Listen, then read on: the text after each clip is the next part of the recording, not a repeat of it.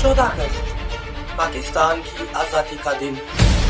इस मुल्क में हर रहने वाले बशिंदे की आजादी का दिन, और वो मुस्लिम है, का वो हिंदू या सिख या मसीही, हर एक कौम की आजादी का दिन, जो इस पाक सरजमीन की सरहदों के अंदर रहने वाला शख्स है, उसकी आजादी का दिन।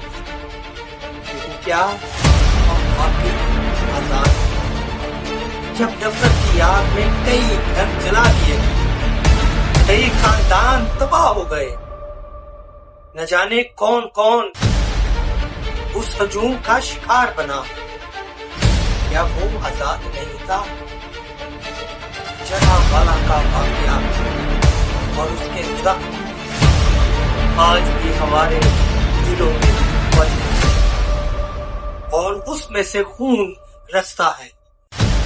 क्या वाकई हम आजाद हैं?